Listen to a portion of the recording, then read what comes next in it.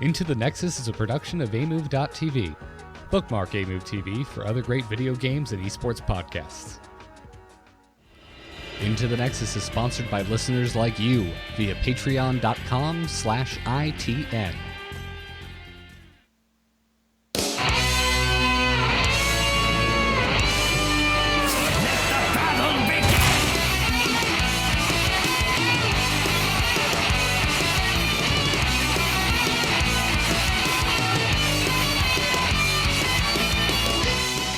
Welcome back, everyone. This is Into the Nexus, the podcast all about Heroes of the Storm. I'm Garrett. I'm back, and I'm sitting here as I always should be with Kyle Fergusson. Dude, hey, how you doing? I know we already did a show together, but in case people don't listen to Weak Sauce, I'm going to pretend like this is our first time doing a show together. It's good to have you back, Garrett. It's good to be back, sir. It's like your comfy pair of pants. Yeah, you didn't miss much. There was there was a lot of report fiascos that I guess would have involved a lot of last week's show reporting, but I was happy to overlook those for a sweet sit down with my team. Dude, I listened, and it was awesome. What a fun damn episode. I already texted you this, but so that if for some reason anyone out there is listening to this and skipped last week's episode, I want them to know my review of last week's episode of Into the Nexus, which is, it was like a really good con panel. I take a lot of pride in that. Like, I felt like I was at Nerdtacular 18, which didn't happen, and that Scott decided to do Heroes of the Pants panel, where he just brings his 5-man on, and y'all just yuck it up for an hour. It was great, and they had a lot of good insights to share. And I was so happy to hear from so many people out there that they enjoyed it, found it helpful for their own play. And really, what this all kind of comes back to, we're back to the core audience, man. We're back. Heroes of the Storm is calm again. Well, hold on. There's balance as always, but the players are calm again. Good. Because I'm just now starting to get back into the hero swing of things, and sure, somebody, I guess, rewind a year and listen to me as I got back from last year's Key West excursion, and remind me, because I don't remember ever feeling this out of touch with the game before. It does move fast, but I'm curious, like, what about it? It's just everything. Like, man, I don't even know. Like, I got back and Zagara is almost below 50% win rate. Like, yeah. And Anna is like 53% win rate or something. Like, I came back and I don't know anything anymore. It feels like, in terms of like my hero knowledge of like what is popular and also actually winning versus what is popular and maybe actually not doing that great. And this is the way my own brain compartmentalizes everything. Like, I'm not a slave to hot slogs, but I like to know that information because it tends to have an effect on the draft. Right, and what people are picking and what you're going to plan to pick around them. If you want to kind of do the mad slide of how we got here, we continued to nerf mobility. And a lot of our carry players were things like Tracer and Genji, getting in the back there, getting the kill and getting out. And you always kind of had to bruise them up a little bit for that to even happen in the first place. But now you really have to bruise them up so that happens at all. Yeah, when you and I were playing together and one of us would pick a mage, we'd be sitting there and be like, well, what else do we need? Well, we need a finisher. Someone get on that Genji. Is someone here picking Genji? Oh, you are? Cool. I'm locking in this mage. And as our supports have changed, getting in the back there against Deckard, Ana, even Brightwing right now is really, really difficult. Alex Straza can space out. Literally does not exist for a moment when she transforms into a dragon, then comes back as a dragon. So a lot of our supports suddenly, except for Malfurion, who lost that ice block last week, have some sort of resistance to those dives. Their damage is decreased. So we've entered a mage meta right now. The front line is supplying great CC. It's still kind of double tanky. They do all the sustain damage, but our carries have really switched over. And right now, if someone's saying we're losing because the numbers are low, they're not wrong. That's actually what's happening. High numbers are winning again. Okay. I'm okay with that because that makes sense. That is something I can go and look at. That is something I can measure. Right, and like to deduce what's going on in your game, it's a lot easier all of a sudden. But that also means that decision of Sonya, Zagara staying in their lane during an objective is more of an issue, is more nuanced, and that much harder to pull off, particularly when you have long-range Asmodan. And Falstad kind of making his way back in again, being this flying mage type. By the way, I just opened Hot Logs, and now I'm remembering the other thing I totally forgot to mention. Asmodan is on top. It seems so unbelievable to me, I've already removed it from my brain. Yeah, shot up about 5% last week. Huge spike in popularity, too. A lot of this going into bans, more bans than being played. But people don't want to deal with him. And I've been on the receiving end of Asmodans, and they are really oppressive. The main thing being here, look at our top supports again. Our top supports right now are Rhaegar, Lily, Ana, and Brightwing. Kairazim always kind of hangs around because when Kairazim's winning, he wins. It's a dive comp in that way. But Rhaegar, Lily, Ana cannot recover the amount of damage that one slam of an Asmodan, even from far in another ballpark, can do. And then the rest of the team collapses on that. So numbers are really winning. And for someone who enjoys supporting, I had to get off it this week. It's been a sad affair, but it is not where you carry, because those cool choices to be like, you're okay, Diablo, but I got to heal Genji, that's no longer the equation. A reactionary support player, a less proficient support player, is perfectly fine in that role again. We need to put that effort into tanks and, again, our burst mages often. Okay. All right. Thank you for the catch-up. Yeah, well, of course, Raynor's supply. The list goes on, but Kael'thas got that damage buff. Gul'dan, if you're not getting constantly ruined in your positioning, is fine. Li Ming might make a comeback here, right? That's the cool part, but Jane is a little safer.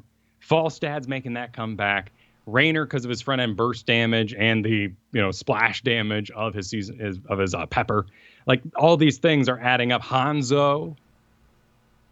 I'm probably naming some you don't like out there, but think in that environment if you want to carry right now.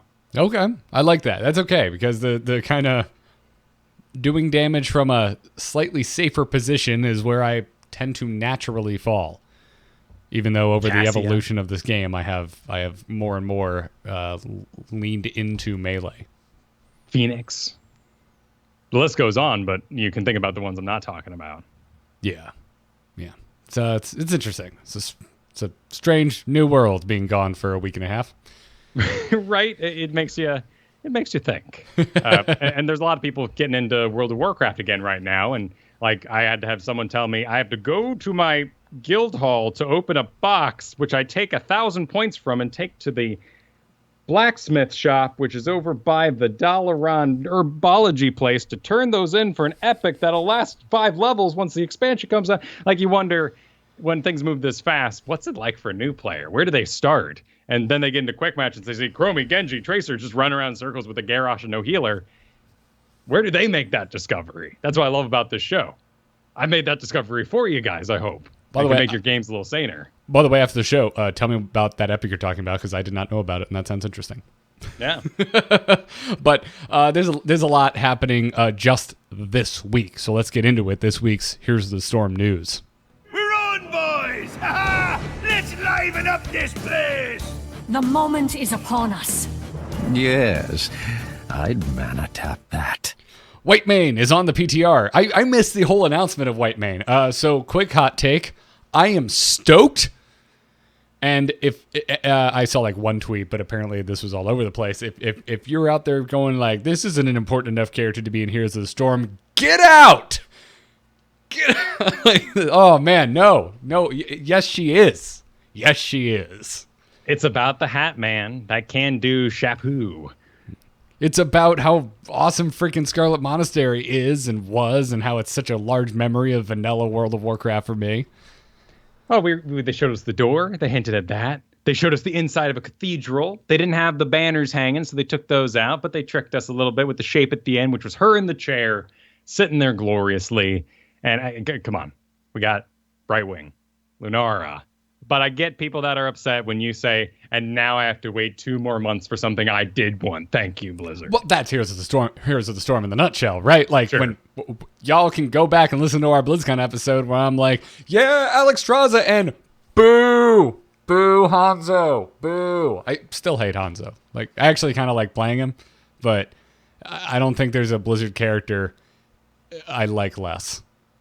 For me, I think the biggest one was Dahaka, and he's an adorable little dog Zerg man. But when that got announced, I did not think he was main character enough for this game. Yeah. I don't know why, but I like, and I think you're in the same boat because you and I have like when this game first came out, we talked a lot about how let's just get a Hellion in here. Just give me units. Like I like just bringing in kind of mundane, non-named characters, which Whitemane is not. Whitemane is a named character. She's one of the final bosses in Scarlet Monastery. But I like that. It's something that I find kind of amusing and kind of, it, I don't know, revs my nerd engine, I guess. She's so iconic, and I feel like that was everybody's first real struggle with a 5-man, was dealing with that silence. As crazy as that is, to say, like, we had to cast a silence at the right time. Really? That was the complexity of vanilla. But that hat, I wore it for a long time. It had great spirit for my troll priest. Yeah. But anyway, so we both had a chance to play Whitemane. Now I actually watched you play more Whitemane than I have played myself. As I got back and I just missed you, man. Just wanted to hear your voice. I was watching a lot of your stream. But dude, I am since it's like a evil priest, can I say I am smiting? Oh, cute. I am so smitten by this hero. I love Whitemane. But like my gut reaction though is like, wow, this is just like a way more fun Ariel. I don't think you're wrong to go that direction. She is missing a res, and when you start getting into that kind of stuff, it's very Disc Priest from World of Warcraft. Totally. And part of the reason I like it. You and I are both very Disc Priest biased. Like old school PvP World of Warcraft, my favorite thing to do was heal. I loved healing on a Disc Priest. It's good stuff. It's fun.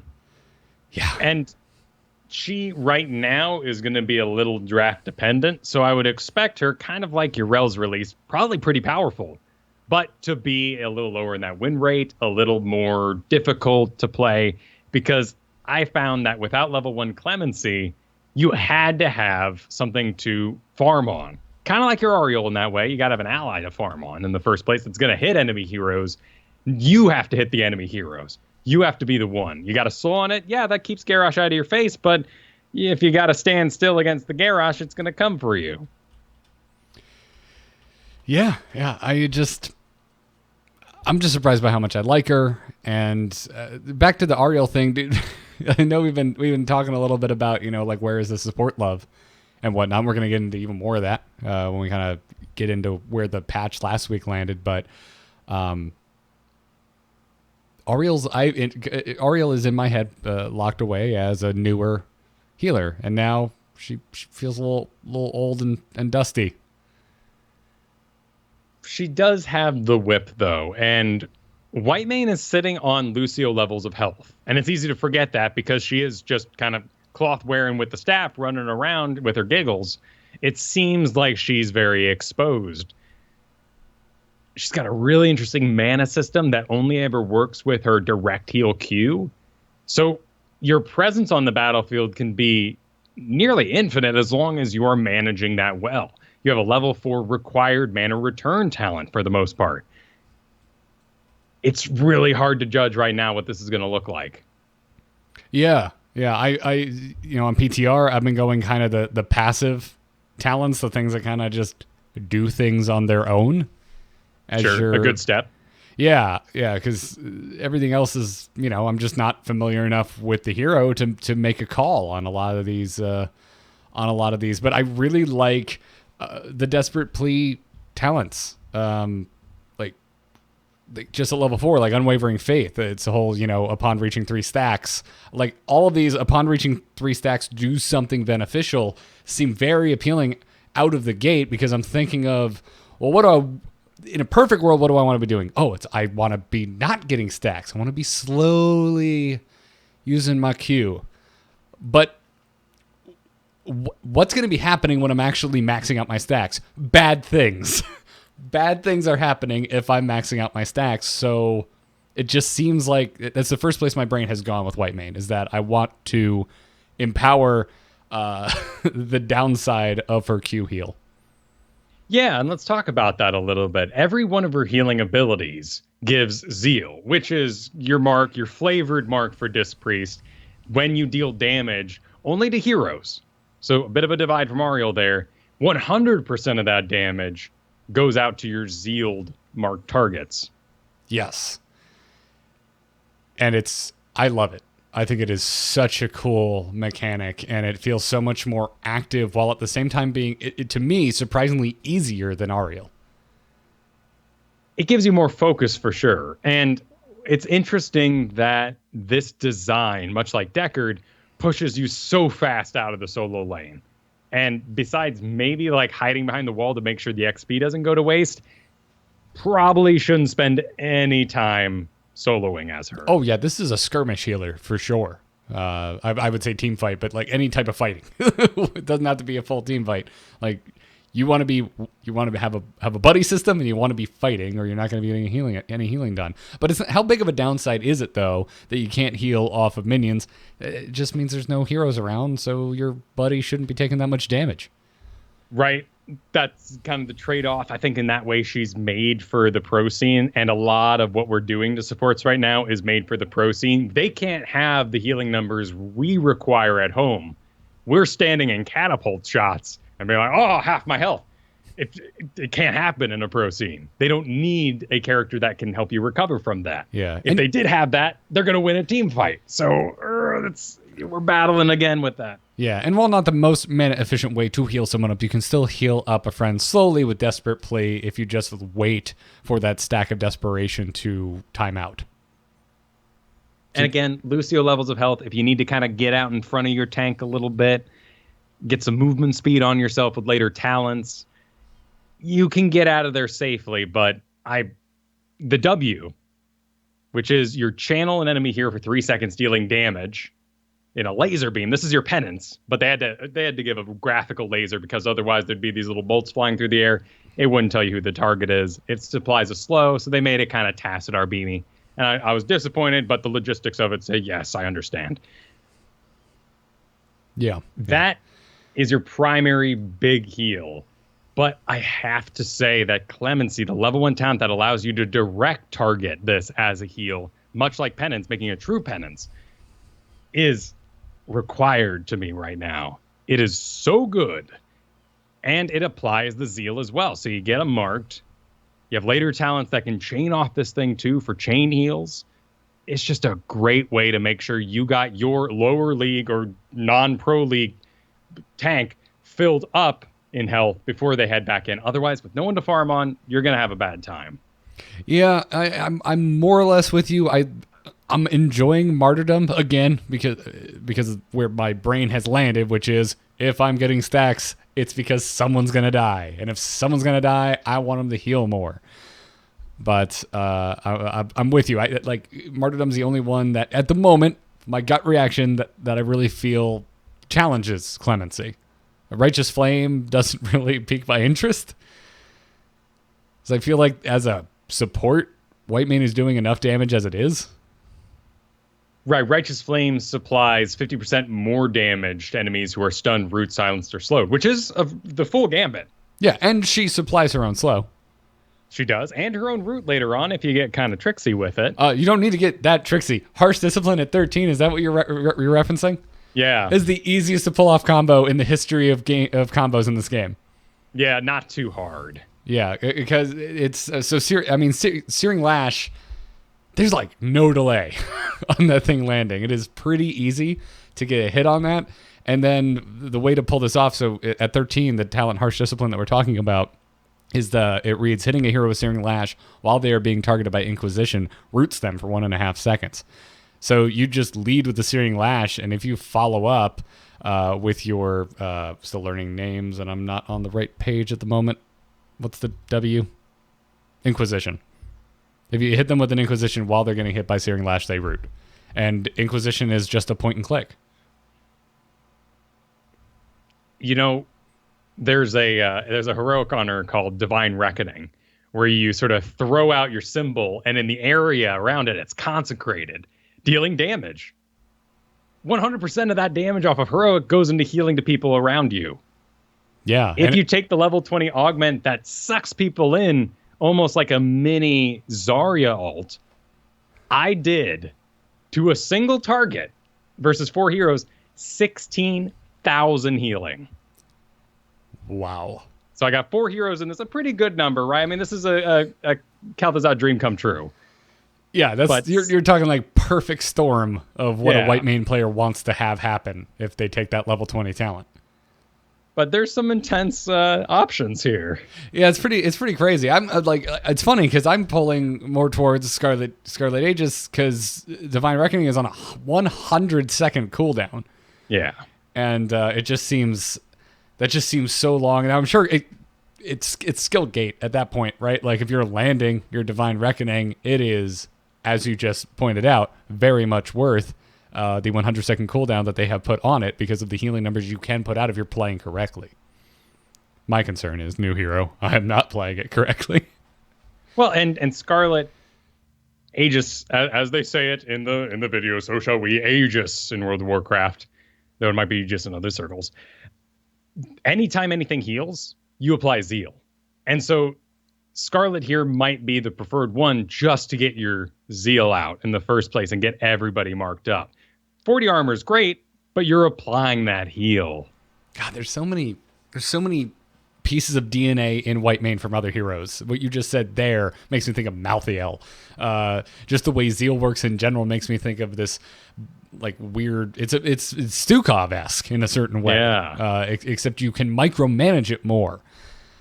And then I've already been making kind of the Oriel analogies as well. So it's just, again, I'm looking at this here being like, man, a lot of awesome lessons learned right here. There's also one more thing on our kit that might be of interest. It's called Intercession at level 7, and it's Cleanse. 100% it's a cleanse. Make an ally unstoppable for 1 second, and gain 1 stack of Desperation. So, it's flavored. I will see your Intercession, and I will raise you Scarlet Crusade at 20, the augment of Scarlet Aegis. It is bonkers. Oh, and makes everyone unstoppable inside. Everyone in the radius of your Aegis is now unstoppable for 1 second. And they get healed for 50% more. And this is on a, what is it? It's on a 60-second cooldown. It's up every minute. If everyone's near you, you can make them all unstoppable. Yep. You also have basically a Tyrande mark at 20 as well. Purge the Wicked, minus 25 armor. Oh, I didn't even see that. Not really a competitor to the excitement you just led on, but as when we're talking about mixing heroes here. Everybody gets unstoppable, Kyle. Everybody. How interesting. If you can't tell, I really like this hero. Oh, no, it's awesome. And I love that you've come to the table with such different talents to be excited about. Yeah, I don't know, man. A lot of times I show up and I'm just like, yeah, you're on point, Kyle. But and I don't think you're necessarily wrong. I think there's an argument for talent diversity here. Yeah. And they don't have to lead into each other. You can really kind of mix and match here, and just going all the way down, all your Radiance talents doesn't mean that's the build. And so this is a really smartly designed hero. I'm really excited to see it come in. I feel like no quests either. And then we're going to talk about Stukov in a moment. Dude, we're losing taking away quests. We're losing some quests, yeah. Yeah. It seems like the pendulum may be swinging in the other direction. We certainly are. And by the way, I don't think we need to declare war on quests and purge them from the land. I think maybe just striking a little bit better of a balance would be good. Well, and I understand it too. It's the new toy. Just like we're, messing with our 3%, 4% scalings at the moment too. That was the new knob to twist. And the more quests we take away, the more unique someone like Butcher is at the end of the day. Yeah. Yeah. Always enjoy a good knob twist. Yeah. Who doesn't? Well, any closing thoughts on Whitemane other than put her out now?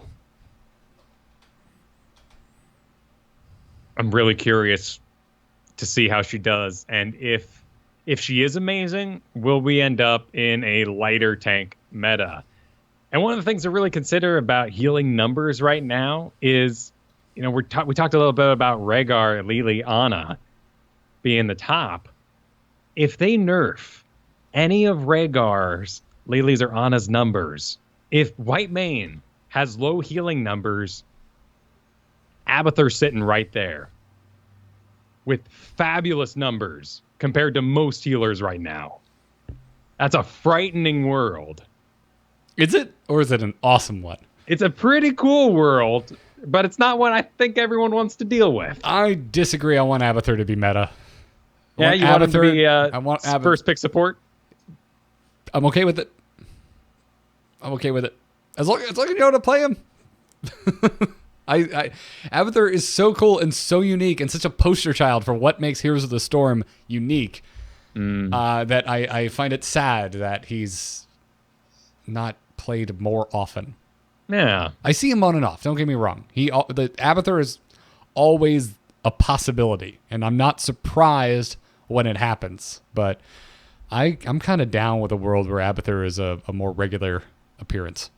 Certainly would be an interesting time period. Yeah, and someone's going to go back to, I think, like the first 40 episodes of the show when I was like, if I seen Abathur on my team, I quit. But we're 4 years in now. Times change. Yeah, that's also saying, I spam Uther every game. You got to listen to the show in context of the current balance. Exactly. But yeah, I'm over the moon. I'm over the moon with Whitemane, and it's having this odd effect where the only bad thing is that I'm disappointed our patron games are tonight. I wish they were next week because I just want to slam Whitemane games. But yeah. By the way, patron games are tonight. Stick around if you're signed up for that. And while we're on the subject, let's thank our patrons supporting us over at patreon.com/ITN. If you don't know what Patreon is, it is an opt-in subscription for this here podcast. I mean, it's an opt-in subscription service for all sorts of creators. We use it for Into the Nexus. So if you like this podcast and you feel you get some value from it and would like to give some value back in return, patreon.com/ITN is the place to go to. This week, we want to thank Jared F., Daniel B., and Ross A. Thank you very much for signing up to become patrons. We are very close to getting back to our pro opinion goal. One more producer would get us there. 50 more $1 patrons would get us there. 150-cent patrons would get us there. And also, as always, every now and then, it's the beginning of the month, I go in and check. There are enough patrons currently with out-of-date payment information that if all of the current patrons that had out-of-date payment information updated their payment information, we would be significantly past that goal. So if you're an Into the Nexus listener, you're signed up on Patreon, just do us a favor. Go check that payment info. It will also help any other creators that you support on Patreon. We appreciate it. Now, let's talk about that Chromie PTR rework because, boy, there's a lot happening with her. Mainly, you can see the W now. Is that what you're boiling this down to? I mean, as someone who doesn't play Chromie, I am currently panicking for no reason when I'm on the battlefield on the PTR. You see Chromie wind up, she puts her little arms in the air, and you go, whoa, where's it? Oh, it's right there. No worries. Let me just walk a little sideways. No problem. Yeah. Let me just stop running away in that direction. Perfect. Cool. Yeah, it's kind of getting consistent with your Asmodans of the world, right? And I think Asmodan's rise has proven that it's not the end of the world when your skill shot can be seen. No, and in fact, if you pull that Vault out of Avala or other movement ability, that's it soaked in a way. So, Chromies will adapt to this. And you did, if you enjoy Chromie, and let's talk about some good things happening here. Depending, though, you got some basic attack range on top of that, as well as baked-in bronze talons. Yeah. So in basic attack range, it has now been increased from 5.5 to 7. If you like your percentages, that's over 27%. Bronze Talons at level 2 is now gone and somewhat baked in. Not completely. It lost some stuff along the way. 7, like for instance, 7 range is not as large of an increase as the old bronze talons, but you get this from the start. You don't need to make a decision to get this increased range. It's just there when the gates open. And a lot of this is pushing her forward and making her exposed to do this level of damage. Yes. Yeah, exactly. And let's keep, I know we're not in talents yet, but let's keep just talking about bronze talons and kind of tie a bow on at least this one portion. The trait has gotten an addition as well, where hitting an enemy hero with basic ability increases the damage of Chromie's next basic attack by 100%, which is another portion of bronze talents now baked into your trait. This is, like, if you're looking on paper, like getting that basic attack increase by 100%, that's a 60% decrease from the old bronze talents. It used to be a 250% basic attack increase. But there's a new level 2 talent called Draconic Barrage, which increases the bonus basic attack damage from casting abilities by an additional 100%. Also, hitting an enemy hero with Sandblast grants 2 empowered basic attacks. Sandblast also being changed around pretty much. The big thing here is that the damage quest is gone, which I love, because we've been saying since Chromie got reworked, your early game is where you're learning how your enemy plays. In this case, Chromie really wants to only play one style. Is she good? Was she good? Well, now she's too good for the rest of the match. Yeah, but also if you're sitting at home and you're worried about that bonus damage going away from, landing hits on heroes, the scaling damage and the echo scaling damage of Sandblast, not just the regular one, they've been doubled. So the base damage is the same it's always been. Bonus damage quest gone, scaling doubled. So if you had struggled in the early game, you will now advance at the same level, that same 4%, as all the other mages and all the other characters around you, for the most part. Yeah. But there's still a little bit of quest on this thing. And they still make you unlock the past and future me. This is where you leave behind that little sand shadow of yourself that gives a secondary blast. But they've taken the number of stacks from 60 to 50. Right. So you can complete it faster. And mana costs are boring, but there is a mana cost decrease here. So it's cheaper as well. But that range goes down 17 to 15. And Dragon's Breath, really the same sort of thing. 15 range rather than that 17. Visible on the ground for half a second before it lands. I like it. Yeah. It's you're gonna have to relearn your Chromie cadence of like when to start looking for these things, because the cooldown has been reduced significantly from 12 down to 9. But just like Sandblast, the range, as you said, has been reined in. So it's it's gonna be. I feel like it's gonna be weird for both parties involved. It's gonna be weird if you're playing Chromie. It's also going to be weird if you're used to playing against Chromies. Yeah, actually, and of course, if we are lowering the cooldown, but also the damage, where does that put her in lane clear? And if she has that, then she has some other options as well. Yeah, well, also in a perfect world, if you're casting Dragon's Breath on cooldown, I believe it's a damage increase, technically, isn't it? Or I think you're breaking even. So from 480 to 360, which is the damage change, is a 25% reduction. Cooldown going from 12 to 9 is a 25% reduction. So lots of careful work here to make sure that Chromie remains intact and her damage output can remain the same, but they're pushing her forward towards the battlefield and trying to reduce that frustration.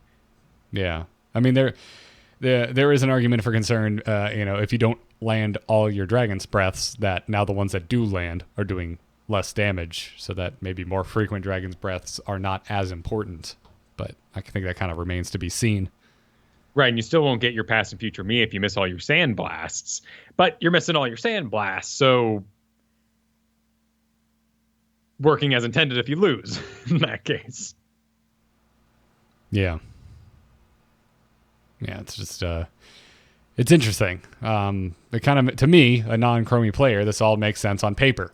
Like it's easy to kind of draw some some parallels. Like, oh, well, damage is down 25%, but the cooldown is down the same. So it kind of equals out. But the way that actually translates into gameplay, it's not as clean as that.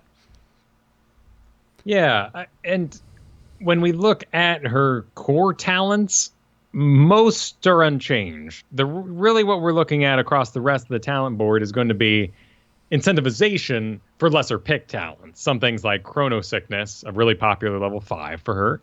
When you reduce their speed by 50% when they come out of the time trap, it makes it really easy to play Chromie. Now that's going down to 35% instead. Yeah. You can see my note in here. I just put frustration, alleviation. Like that's what's going on in there. But you still have your resets. Like a lot of these talents are still good. Your level 11 survivability talents have not gone away. Like, people are saying, well, what about something like, bye-bye? Well, it's still there. Yeah, it is. And that's the one for me that drives me the most bananas. But that also said, you really got to take in the range decrease on Sandblast and on Dragon's Breath. Even though bye-bye is there and annoys me as much as it does, Chromie's out there are going to be having to put themselves in harm's way constantly now because of that range decrease on her 2 main abilities.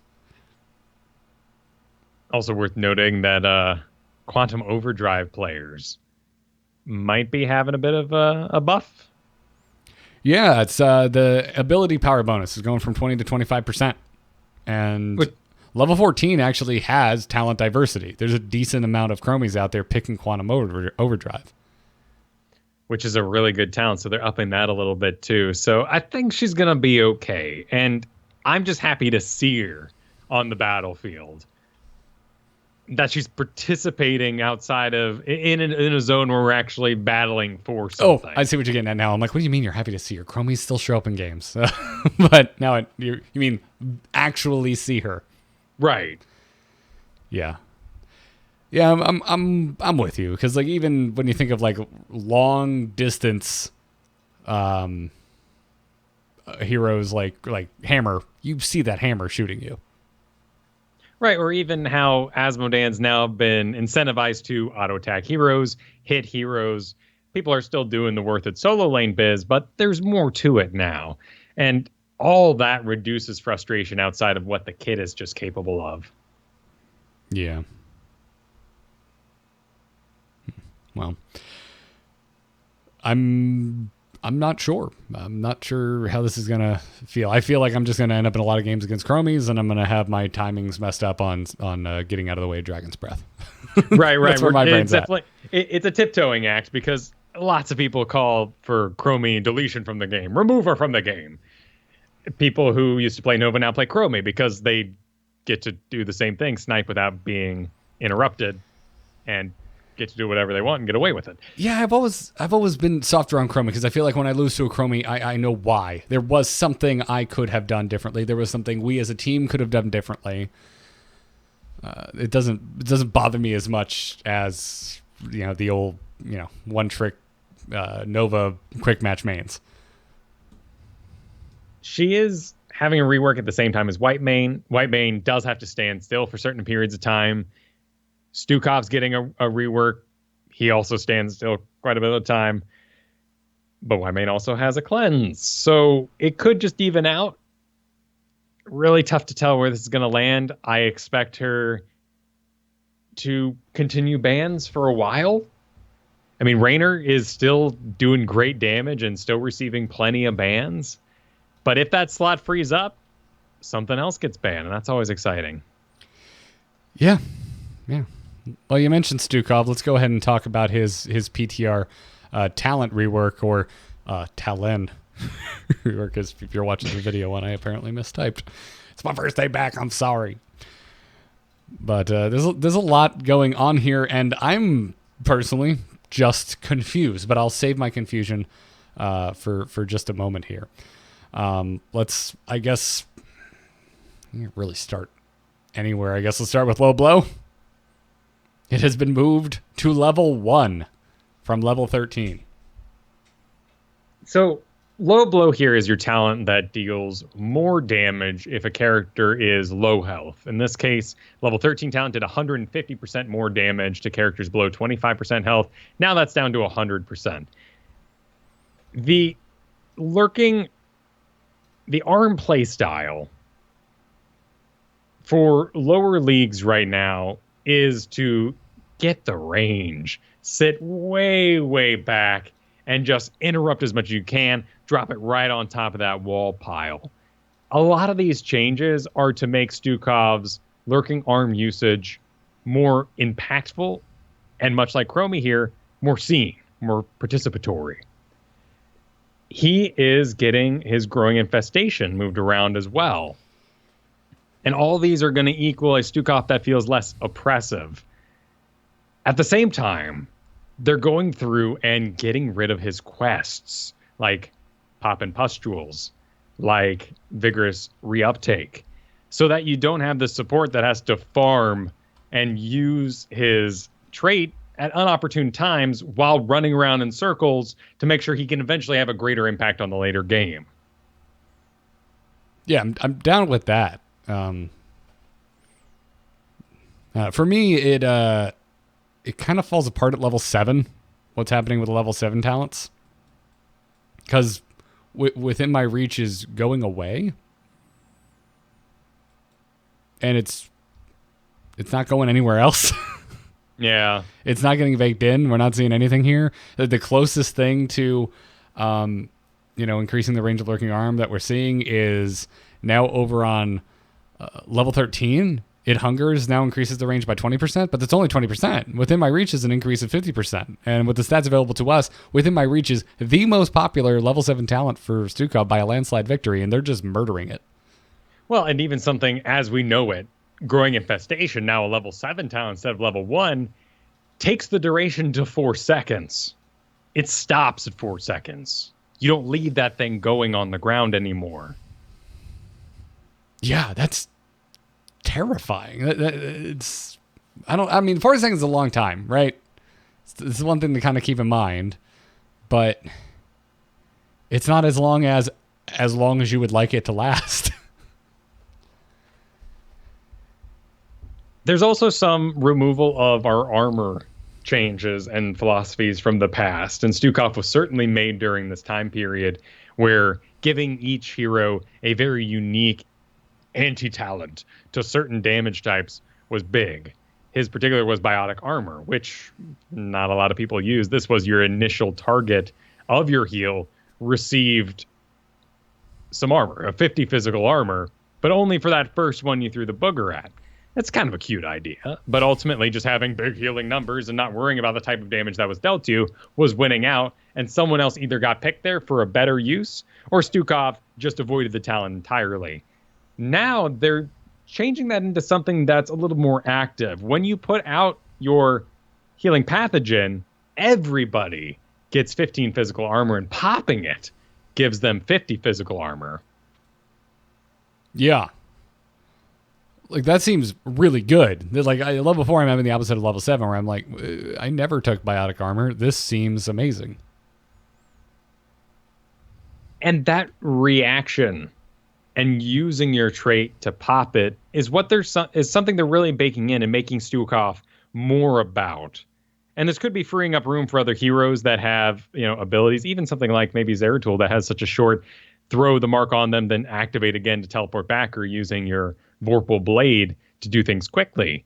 Stukov is a little more patient, and you get more reward if you're willing to let that pustule or pathogen sit on the target for longer. Level 1, popping pustules now allows you to deal 100% bonus damage, but only if you pop it in the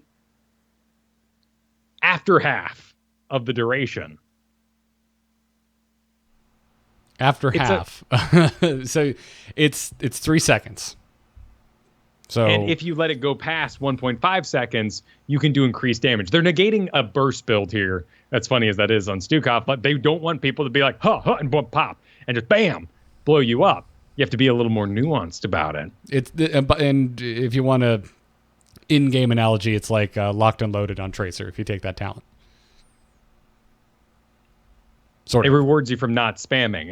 It raises that skill floor in using something like this. Yeah. And that I find interesting as well. It's just something about level 7. I'm looking at all the changes and I'm like, this all just seems worse than before, but biotic armor looks amazing, but it's also it's just so different than it was before, and it's such an incredibly underpicked talent. This is hard to call, especially after we just got the Raynor and Asmodan reworks, where we were looking at them. And everyone was questioning Asmodan, even though I think the last episode I was on, I was like, I'm getting my ass kicked by Asmodan, guys. But we were all like in agreement that Raynor was nuts. So it's weird to look at these Stukov changes and be like, well, he's struggling. Why aren't I looking at this and just being like, yep, out of the park. He's back. I'm not sure. Well, and if you enjoy your Fetid Touch, which isn't listed here, still a quest.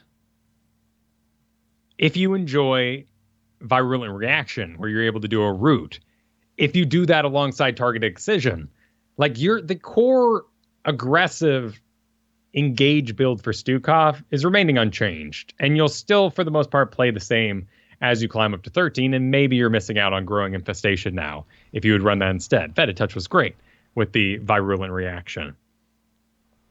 They're trying to give him talent diversity without making him like other characters, and this feels like it was a really tough thing to do. And I think rightfully the devs pointed to the recent rework on Kael'thas as something that didn't change the personality of the character, but made the other talents viable without having to just stack down the line. Yeah, but doesn't this feel like it's changing the personality of the character, kind of the way we play Stukov right now? Not the way I play it, because it's that Virulent Reaction style. This would make me possibly go with other talents, even consider something like getting armor for all my allies, going with Pop and Pustules, like these are options available now. But I know when I led this conversation, I'm talking about what I know of lower league Stukovs, which is very much a within my reach, increased range, Growing Infestation, blue, blue, blue, blue, blue, blue, all day long, blue, blue, blue, blue, blue. And that's frustrating to play against. And that's why Stukov sees so many bans. Gotcha. Okay. Yeah, I was expecting to see bigger numbers applied to Stukov, like health change or something of that nature, and it's not here. So I'm skeptical on Stukov. And rightly so. And Anna, Rhaegar, Brightwing are our top healers right now, and this doesn't look like it's going to bring Stukov into a universe where he has the big healing to become the Hero League carry support. And that's something all us people who enjoy supports want. We want to carry through support, and that's just not very viable right now. Because we've made room for that pro scene. Yeah. Because we can't take those levels of damage in this current meta. Yep. Also, it is worth noting, because we keep talking about, regenerating our heroes, things like Blaze are just doing awful at home. And he's doing great in pro scene, but just falling week after week, despite having wonderful self-regeneration. And our engaged tanks are doing fine, but our self-regenerating tanks are having a really rough time. So why do you think that is? Where's the disconnect between us and the pro players? I mean, Blaze is off in that solo lane. He has struggled over the past weeks against things like Yrel, who has moved down. But Blaze just keeps falling week after week. And when we look at something like his matchups, he's just very weak to a lot of characters that otherwise he should be winning against in our home games. Things like Nazebo, Hammer. He's almost weak to things that we take at home and not weak to the sort of things that they run in pro scene. He's weak to Kael'thas. As funny as like that is, he's got a fire problem. Yeah. It's just what I find interesting, because again, this is just personal filing system of Garrett's dumb brain. But when I think of Blaze, I think of Sonya. So I'm thinking of these self-regenerating kind of engage warriors. And while Sonya has certainly fallen from her previous heights, she's still doing okay. Whereas Blaze has really fallen off. Well, and Blaze also got a big nerf last week to his Neural Stim Pack, which now only affects basic abilities. Doesn't affect itself anymore, for one, but was affecting Bunker as well. So a lot of people who were playing Blaze as a main just jumped off him, like me. And there is that frustration right now because the game is won in the team fights at home, not in the solo lanes anymore. And when you're owning that solo lane, but you're hearing bang, bang across the map, you stop playing that character pretty quick. Very fair. Well, we've been dancing around it all episode. Let's talk about what's actually happening in the game right now and not what's coming to it next week. How has the dust settled from the balance update last week? So as we've been talking about, it's all about throughput. And Kael'thas's buff took him up about 3% this week. He is now in those top 52% characters.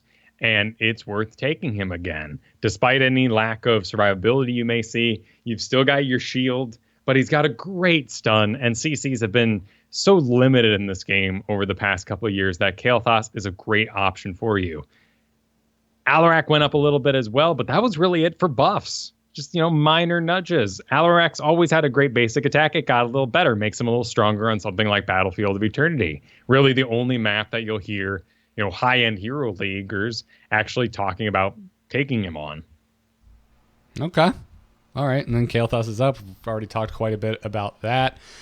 Don't need to revisit Phoenix. We just talked about him. But what about some of the other heroes that received nerfs? Your Genjis, your Tracers. Yeah, Genji's Swift Strike is down again. Tracer's burst damage, mainly talking about those auto attacks, is reduced, but also her main bomb talent that did percent-based damage is reduced as well. All for the pro scene. Has a big effect at us at home, though, because now we don't have those cleanup characters. We win on the front end with our tanks, which is why those mages are succeeding. I was about to say, I think that the cleanup characters getting knocked down while Kael'thas gets a boost, it's a perfect storm for him. It's a perfect eye of the storm for him. And it's so bizarre because they're basically being like, take him, stop running Jaina. There's others available. And they're I don't want to. We don't really like Kael'thas in here. He's great. He's got great talent diversity right now. He's a great hero. I really encourage everybody who has any inkling to play Mr. Giggles himself, give it a go. Yeah. Decker got a nerf while I was gone. Yeah, his potion healing went down, and Ancient Blessings, which, again, not something we really do at home. This is one of those talents like Breath of Heaven is one of them, too, where, like, your quick match guy will excitedly tell you, hey, guys, I have Ancient Blessings. And everyone's like, I don't care. What are you talking about? What's that? It's a great talent and does a lot of damage and really benefits a focus team. But in our home games, something like, getting bigger potions is going to work out better. Even doing like a build where you're splashing the heal around you and just chugging and standing by your friends is a great option too. Yeah. Then moving on to some like Raynor. To say Raynor has dropped it feels like deja vu for me with the when we were talking about Phoenix dropping when he was 10 to 15% above everyone else when he launched. Right, he took himself from 58% to 54% this last week. Still an 82% popularity, seeing more bans than he's getting played. But the play isn't expert in all the leagues still. So this is still a very powerful hero, despite the direct nerfs to something like Ace in the Hole, which still only deals bonus damage to stunned and slowed heroes, not rooted. So it wasn't really a Deckard-inspired problem. Still, just take yourself down the line, grab up all your pepper talents, unstable compound, still 80% popularity. Something's got to be done there. Ideally, of course, fuel the rush and heavy slugs gets a change rather than just destroying unstable compound. But it works into his own Ace in the Hole, and that's the problem there. Mm. And then you made passing comment of Yrel kind of starting to back off in the past week. What's happening with Yrel? Most of our most popular talents were greatly decreased. For this, one of the big ones that everybody was taking was Holy Wrath. This is level 16. After casting a basic ability, Yrel's next basic attack splashes to the nearby area. This was decreased down to 20%. And this was actually something I just straight up misread. I didn't realize it was a 20% increase in damage. I thought it worked like the Butcher's Splash, in which it was just 20% of damage. So this was actually a bit of a sleeper hit that everybody knew about. And you were just misreading it? Yeah, I just read it once and was like, that's like the Butcher thing. I'm moving on. And plus, I love healing other people. I liked being this kind of off support. So it wasn't something I was immediately looking at. One of the main things that's happening with Yrel now is we've had a recovery from the skill. Lots of people have fought her now, and she is weak to anybody that can kite her. She gets kited like crazy. Vala, Lunara, Raynor has a little bit of slow and a pushback. Anybody at range can really solo against Yrel. But our main solos are things like we think about, Dahaka, Artanis, Blaze. Sonya, Yrel manhandled them, stole their orbs, pushed the minions onto her half of the map, cleared the lane faster than they could. And that's still a great matchup. But if you're in that situation where they pick a Yrel and you've already got a Blaze, get Blaze out of there. You take it on some range character you think would be awful. Seriously, Phoenix, anybody. Like, if they have range, they will kite Yrel and she will be horrible. All right. In fact, Muradin, with actual range on his hammer, is a better Yrel right now outside the solo lane when it comes to team fighting. So I think she's settled into a really good place. I was not expecting to hear that ever leave your mouth. Well, I did put a lot of work into Muradin. You've been gone for 2 weeks, man. A lot changes. You said so yourself. Up is down, black is white, cats and dogs living together. I have the robot skin, so it's okay. But he's good. He's good stuff, man. It's good to hear, man. It's good to hear. Anything else you want to talk about? I know there's like some interesting things that are a little more minor going on in the numbers. Hanzo's climbing. He's still very low, though. Malfurion has gone nowhere. Yeah, despite, the funerals held for Malfurion losing Ice Block, he has not moved an inch since his update. I must have completely glazed over that. He lost Ice Block, huh? Gone, yeah. All right. I could see people freaking out about that. Well, Malfurion was starting to work back towards Tranquility because it supplied 10 armor, but also it was, as best as you can kind of say it, like a bit of burst healing for him to give to the area around him if he wasn't fully regrowthed up. With your Twilight Dream playstyle was basically, run in Tyrande and go as deep as you could, pop, and then when everyone would auto-attack you because you're Malfurion in melee now, you'd hide inside the ice block while everybody else cleaned up. Your pots would keep going. Everything would be okay outside that. I love the level 1 talent they gave him. It's a great nod to, things that druids have in World of Warcraft. But that's a playstyle change. We were already switching away from it, though. So it seems like if this was like a purposeful time to apply this change, it was very well done. Okay. Rad. Well, do we want to pull something from Reddit that's kind of interesting then? Yeah. All right. Yeah, the other two were really just too big of reworks to digest in anything outside like our Stukov Chromie today, Asmodee and Artanis, but lots of people enjoying them. Not quite smashing it out there in the field. Of course, Asmodee doing a lot better now. But Artanis is still yet to be figured out. I stand by my comments about laughing maniacally while playing Chromie against Artanis from a couple weeks ago. But if you missed it, a user over on the Hero subreddit named Phoenix put up a very upvoted post titled List of Things That Got Emergency Nerfed and Later On Forgotten. And in this post, he points out many, as he puts it, emergency nerfs that were put into the game. And in Phoenix's opinion, these talents are more or less useless now. And he's got a point, Kyle. So much so that we got a blue reply in those comments. Blizz AZ Jackson replied to the post saying, "Thanks for taking the time to write this up. No guarantee on changes, but I wanted to let you know that we read this and it's on our radar." There certainly are those that I personally would like to see changed around, one of them being Tormented Souls, because that's what empowered my Uther play in the first place. but basically changing up his trait so dramatically that his auto attacks provided the cleave and spread of his own mark for Malthael, and losing all that armor. A big reason why Tormented Souls was able to pull off the sort of carry moves that it could. Yeah. Basically, I'll admit it, Phoenix is winning points with me here because Tychus and Zagara made the list. Sure, yeah, Tychus being targeted for that's the stuff. Healing now coming after the minigun expires. Combining within the rhythm was very powerful. It is still usable. You can always do the trick if you enjoy Tychus of popping in your Odin, which ends your minigun whenever you want it to. So you can get that big heal while having the armor, while being unstoppable from getting inside the Odin. But that's using your heroic to pop a level 13 Talon. Not the best. No, it isn't. And then Bile Drop gets name dropped for Zagara, talking about the bonus damage per hit going from 10 to 5%, and that it's making this a harder to get value out of talent that's already one of the harder quests to complete. Well, and I think if you're not familiar with some of these characters, a great example of what Phoenix is talking about here is something like Pathfinder for Genji.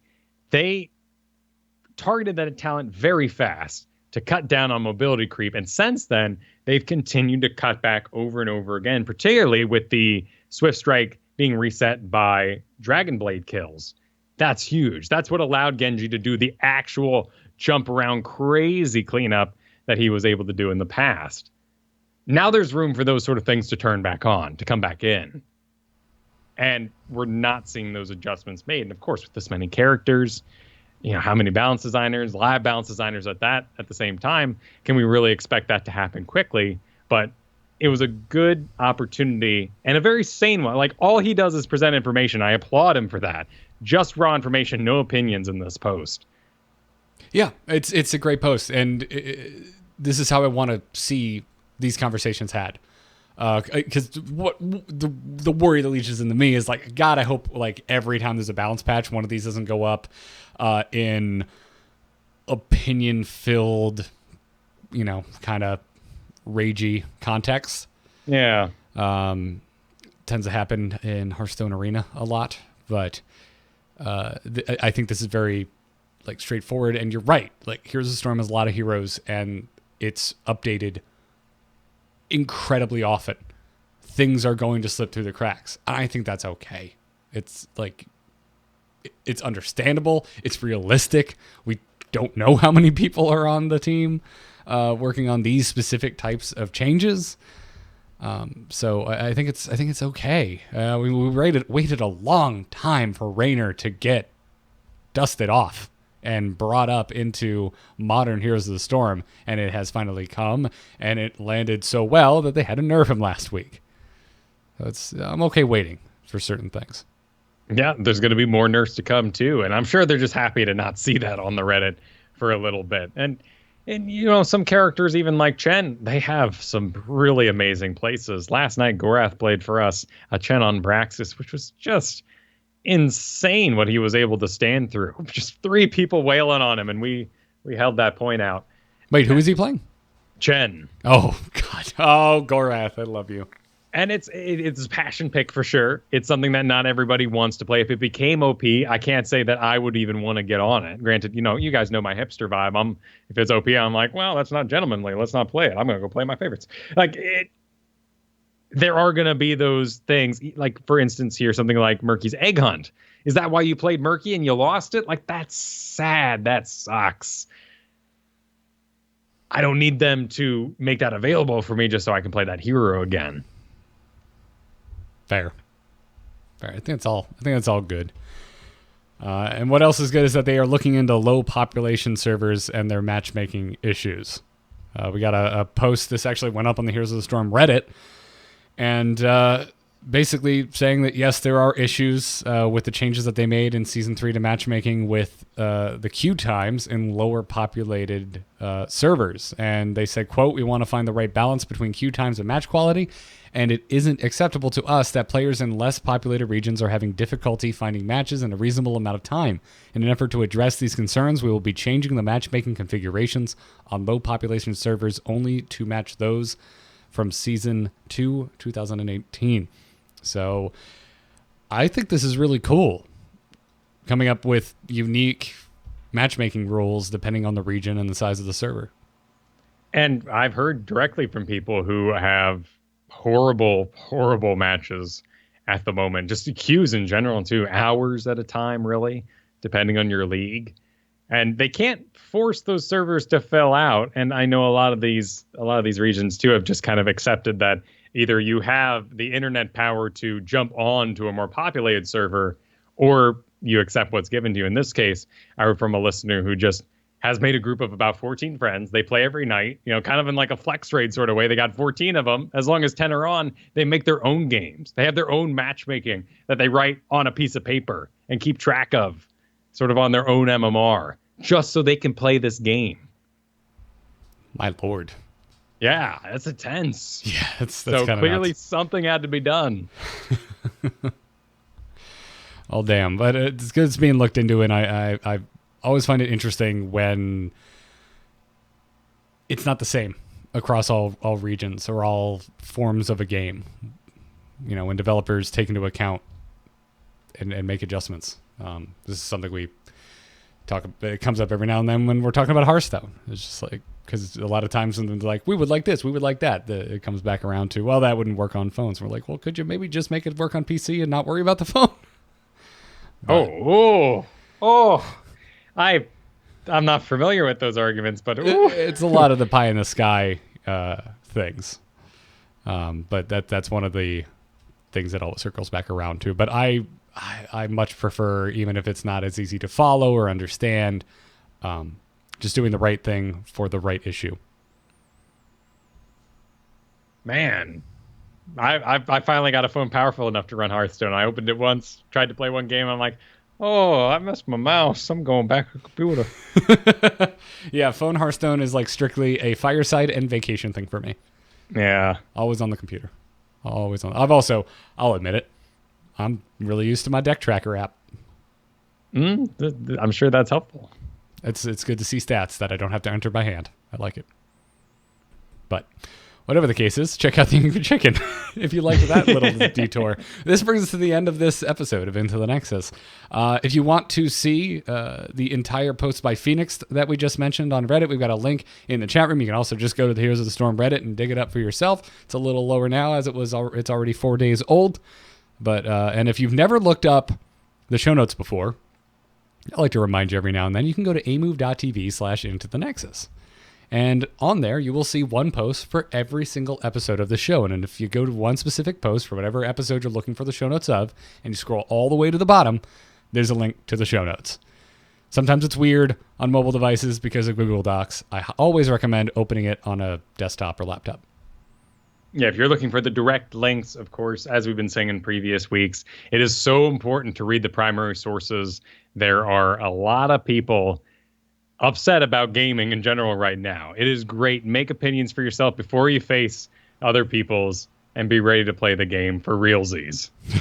Yep. So thank you all for tuning in. It's good to be back. Thanks again to our badass patrons for supporting us. If you would like to support us, you can go to patreon.com/ITN. Huge thanks to our producers. You all are extremely generous and keep the lights on. Thank you to Declan H, Cheesy Bob, and our latest producer, Pythagos. Pythagos is how I'm going to choose to pronounce that. And you can get Into the Nexus t-shirts. So over at shirts.amove.tv. We also have custom etched glassware, coffee mugs, wine glasses, pint glasses, stuff like that. Check out etched.amove.tv. The show Twitter is at ITNcast. If we have a scheduling change or anything of that nature, that is where you will see updates about that. Big thanks to Gorath for our intro music. Huge thanks to BrianGriffithMusic.com for our outro music. And before we go, Kyle, you do all sorts of other stuff. Some of it's Heroes related. Some of it is being a total boss and playing through Warcraft 3. Where can everybody find that? Well, you can find those playthroughs in the afternoon over at twitch.tv/Kyle Fergusson. And in fact, if you're looking at BFA at all, you should revisit the source material because my goodness, did we decide 15 years ago what the story was going to be for World of Warcraft and what everyone's abilities were going to be? Pretty much. It's all sitting in Warcraft 3. And if you haven't played through it, join us. Actually, we just got to the Sylvanas missions today. And good timing. Yeah, it was actually a fantastic time. We were just doing it for fun. We didn't really think about it too much. But you should also check out Weak Sauce because it is hot with World of Warcraft talk over there right now, and I'm sure it will be this next week. Yes, it is. If you're looking for like a nerdy morning show, Kyle and I have one. It is called Weak Sauce. It is spelt like days of the week, and it is all one word, WEEK sauce.